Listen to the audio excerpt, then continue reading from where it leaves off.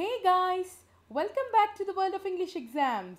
Today we are going to make a video on the most requested topic on our website, which is how to form complex compound sentences. This is a very important component of the grammar which is called grammatical range and accuracy for both the Ielts writing and the Ielts speaking tests. So today we are going to learn the strategy. I am going to teach you step by step on how to form complex compound sentences with an example, as well as in this video we are also going to learn how to form compound sentences and complex sentences individually, along with how to combine them in order to form a compound complex sentence. So if you wish to learn more about this form of a sentence, do stay tuned till the end of the video, and I'm sure that this video is going to be of immense help to all of you who are preparing for Ielts. So let's get started with today's video by understanding the importance of grammar and sentence formation in the Ielts test. For that, I have selected the band descriptors for speaking, particularly grammatical range and accuracy, and here you can see towards the left that I have shown a table showing this band descriptor called grammatical range and accuracy from band 5 to band 9. So now let's see what is the difference between the last column and the first column. Now let's start with the last one. Uses only a limited range of structures. Can you see that? Uses only a limited range of structures, which means the candidate has a very little knowledge of grammar and sentence formation. Then let's read the next point. Attempts complex sentences, but these tend to be less accurate than simple sentences. So as a test taker, you have to be aware that complex sentences and compound complex sentences are a very good addition for both writing and speaking, unlike the routine essays wherein simple sentences would dominate the speech or the essay. So here you have to write complex sentences, that too which they should be free from errors. Then the last point is may make frequent grammatical errors and punctuations may be faulty. So what do you understand by this? You have to make sure that grammatical errors do not persist, as well as punctuations are appropriately used. So if you are watching the video till the end, I am also going to tell you some tips and tricks that can help you to use punctuations, especially the use of comma, where most of the students would flunk. So let's avoid that mistake and let's learn how to form a good sentence with punctuations. Now let's move on to the next row. Uses a mix of simple and complex sentence forms, makes some errors in grammar and punctuation, but they rarely reduce communication. So if you want to step up the ladder of getting to a band 9, you have to ensure that you use a variety of sentence structures, in which complex compound sentences are a major addition.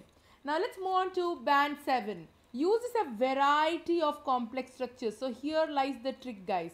Can you see here? Uses a variety of complex structures, and that too produces frequent error-free sentences. This is one of the major tasks that you have to ensure is done. Then the candidate has a good control of grammar and punctuation, but may make a few errors. That's why the score is just a 7 and not an 8 or a 9. Now let's see what is going to give that magical score of 8 and 9, in especially for grammar. A candidate who is able to score an 8 for grammar uses a wide range of structures. So here comes the significance of complex compound structures. And the majority of the sentences are error free, makes only very occasional errors or inappropriacies. So what does this signify? If you have to get an 8, then you have to ensure that a wide range of sentence structures are used. Not only this, majority of them should be error free. Now let's move on to the perfect band 9 score and the description for that in view of grammar. Uses a wide range of structures with full flexibility. So this suggests that you have to know the variations in sentence formation. That is the key theme for this video. I'm going to tell you not one but two variations to form a complex sentence, and how you can adjoin a complex and a compound sentence together so as to form a complex compound sentence. Coming back to the description, uses a wide range of structures with full flexibility and accuracy. Rare minor errors occur only as slips. So here and there, if the errors are minimal and they don't impede the communication, that's what is going to take your score high to a 9. So now that we have understood the importance of sentence structures, you can see that a person with a limited range of structures only gets a 5 or a 6. But a person who has a variety or a wide range of structures is definitely going to get a higher score. So now with that note, let's start with the types of sentences. First we'll overview the different types of sentences, and then specifically we'll move on to the target topics of discussion for this video. So here are the various types of sentences that you have to use while you're attempting the Ielts test, mainly for writing and speaking, because the listening and reading tests are mostly objective based, and hence you need not focus on writing sentences or speaking using good grammar, whereas types of sentences play a vital role in writing and speaking tests. So what are these types of sentences? The first one is simple sentence, the second one compound sentences, complex sentences, complex compound sentences, conditional sentences, and passive sentences. So these are the different kinds of sentences that you have to use. So the more variety or the wider the range of sentences you use, the better you will score. I hope you already understood that from the previous slide. So now in this video I am going to touch briefly on simple, compound, complex sentences and complex compound sentences as well.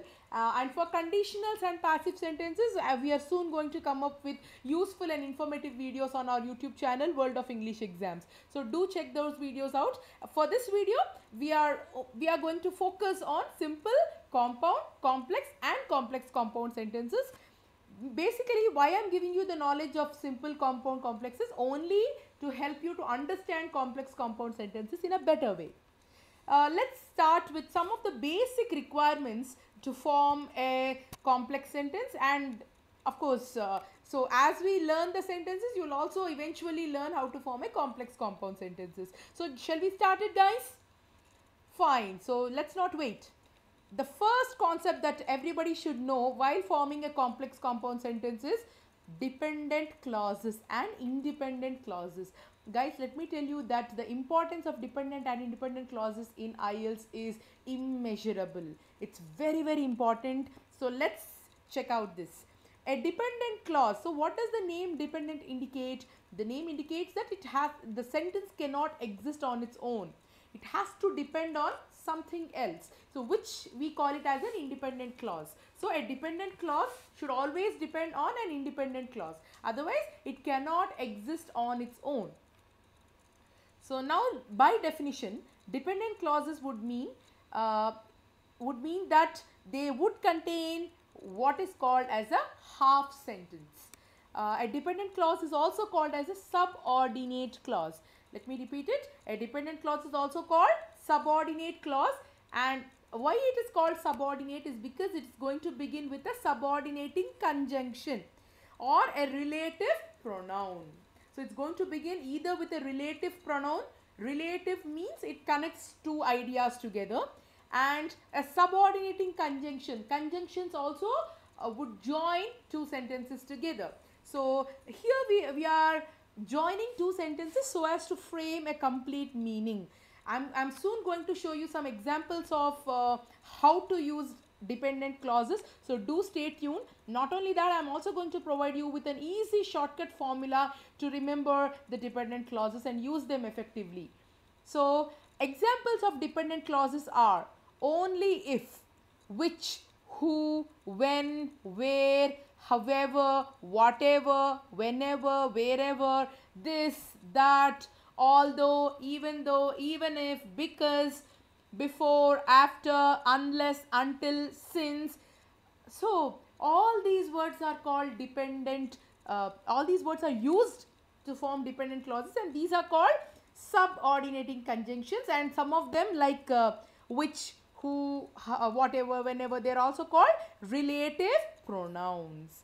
So now you might be thinking that it's very difficult if I give a list like this, but not to worry. I'm now going to tell you an easy way to master all these dependent clauses or subordinating conjunctions particularly. So are you interested to learn the formula? Yes. So this is the magic formula to remember all the subordinating conjunctions. On a white bus. I repeat, on a white bus. So here O stands for only if. N stands for now that, nevertheless, nonetheless. Then A stands for although, after. Then W, all the WH words, what, when, who, while, when, and all that. Then H stands for however. Then I stands for in spite of, in order that. Then T stands for though, and this, that. E stands for even though and even if. B stands for because and before. U stands for until and unless. S is for since. So have you noticed how easy it is if you know this? This magical formula, that is on a white bus. This is the easiest way to remember subordinating conjunctions, and if at all a sentence contains these subordinating conjunctions, then it's going to become a dependent clause. Now let's immediately learn what an independent clause is. So as you might be aware of, independent means it doesn't depend on any other sentence. So it can exist independently and it signifies one idea. This is the most important point which students often tend to forget in their IELTS preparation. Independent clause, which is also called a simple sentence. So there is basically no difference between a simple sentence and an independent clause. And these independent clauses contains a subject. Subject is nothing but a noun or a pronoun, and a verb. And what is the significance of independent clauses? They express an idea completely. So if you see it clearly, what have I written here? They express an idea completely. That means when you are writing an independent clause, it has to signify one idea completely. That means it should not have any dependence on any other sentence. For example, my dad bought some sweets. Are you understanding the meaning of this sentence? Yes, it's completely understandable, and it does contain a subject which is my dad, and it does contain a verb which is bought. Similarly, let's look at the second example. I drink water every day. Similarly, this is one idea which is explained fully. That's why these are called independent clauses, because they are not dependent on any other clause. Now, I previously told you that dependent clauses can be mastered by using this shortcut, on a white bus. Similarly, when you are supposed to form a compound sentence in the IELTS writing and speaking tests, you require some sort of conjunctions. Don't you think so? You can't just write simple sentences, because if you don't show a variety of sentences, then the score would go down. That's why I'm going to give you one more easy way to remember these conjunctions which can help you to join two independent clauses. So let's see what are they. The shortcut is fanboys, F-A-N-B-O-Y-S. And in order to form a compound sentence, you require these fanboys, which are called coordinating conjunctions.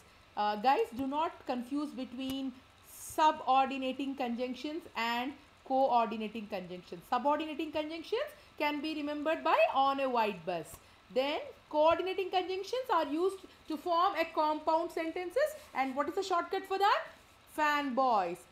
F stands for, A is for and, N is for nor, that is neither nor. Then B is but, O is or, Y is yet, S is so. So once again let me repeat: for, and, nor, but, or, yet, so. While forming compound sentences, you definitely have to use one of these coordinating conjunctions. Only then it's going to become a compound sentence. So theoretically this is the concept, guys, but practically if I show you with an example, I hope that all of you will be able to use this in your real exam.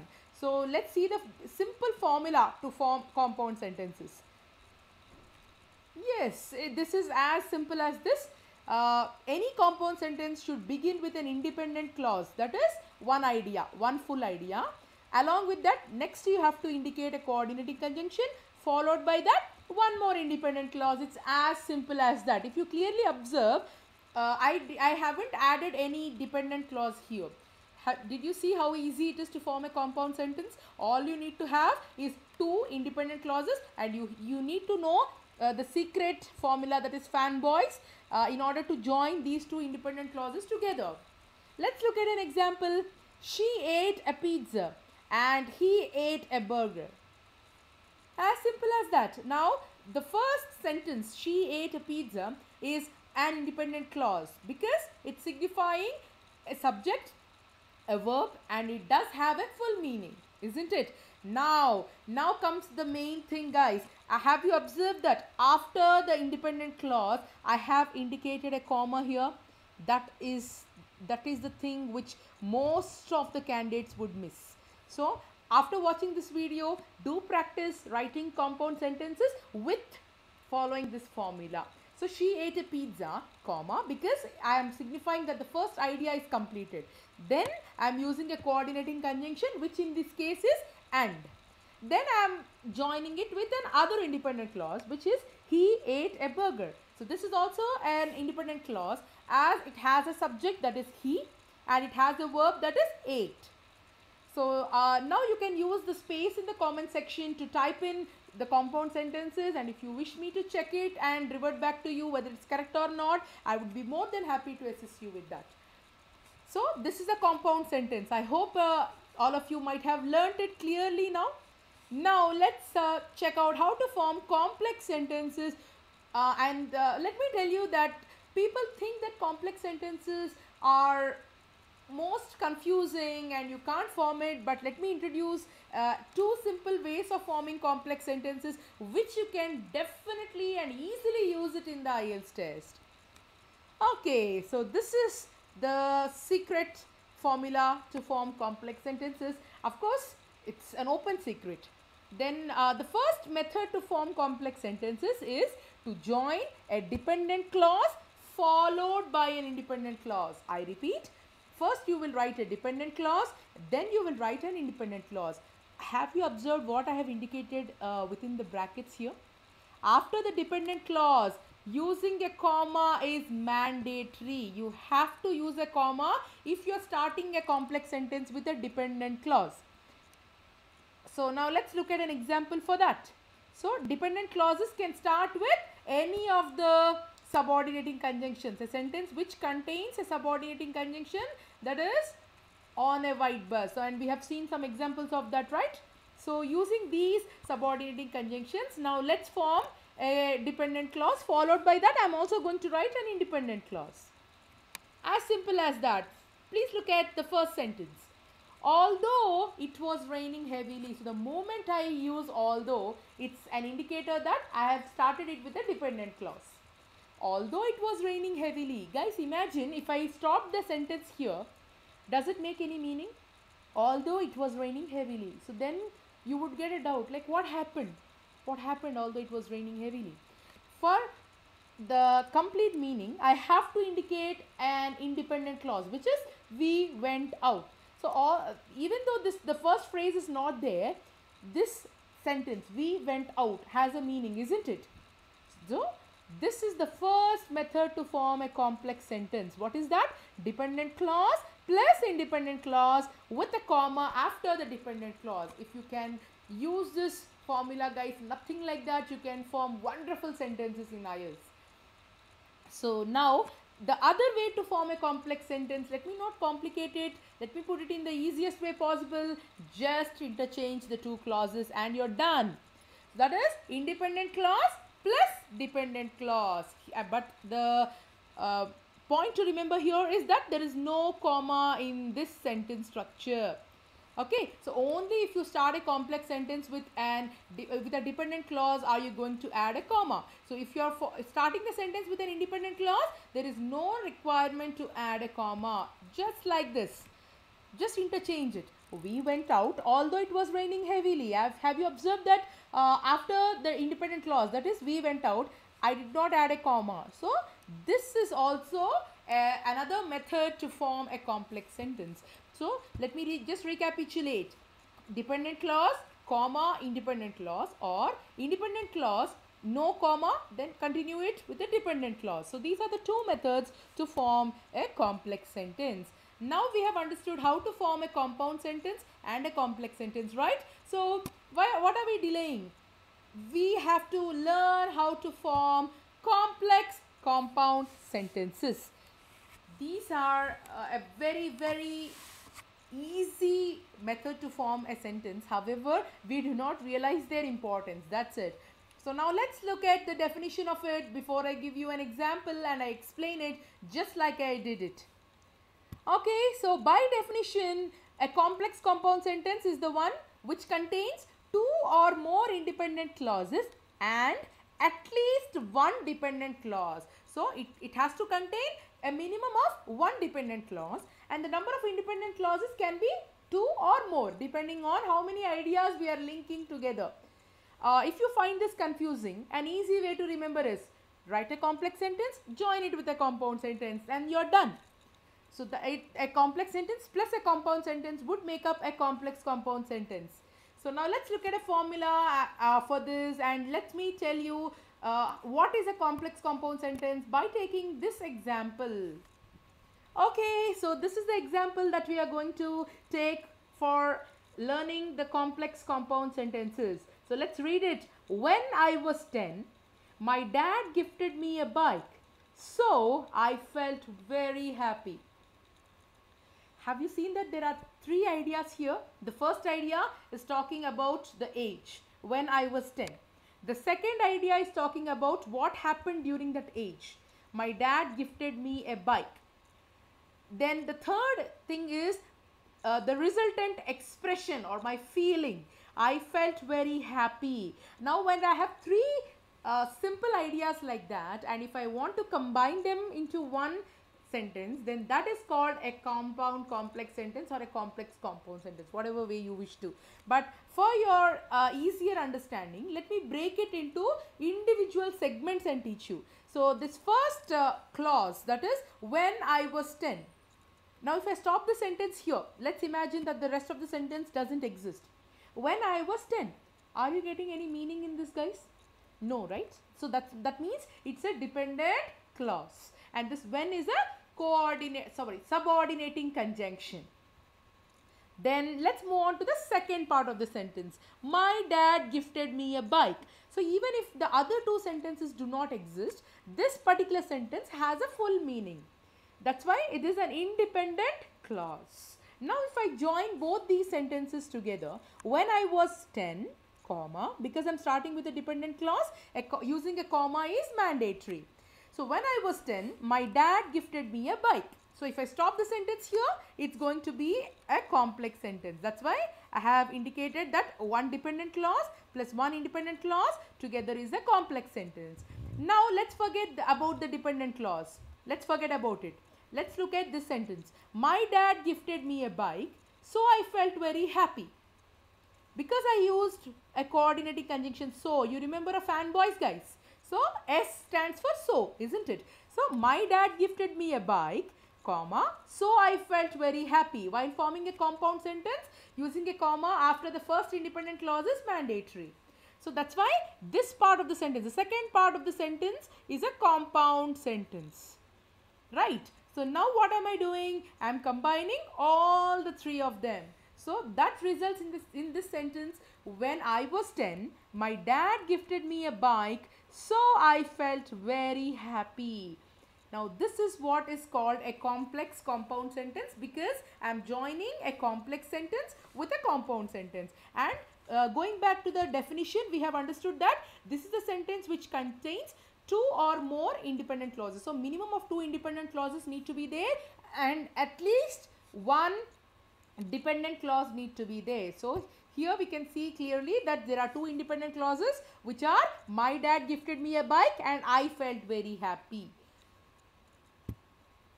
So, and there is at least one dependent clause. In this case, the dependent clause is when I was 10. So, I hope this video provided you a deep insight and a clear understanding of how to form a complex compound sentence, starting from learning what is a dependent clause and an independent clause. So if you found this video useful, please do like it, share it with your friends, and don't forget to subscribe to our YouTube channel, World of English Exams. We are striving hard to come up with useful videos for you guys. So your cooperation and your comments are welcome and appreciated. So till I see you with the next informative video, happy preparation guys, and stay tuned to our channel.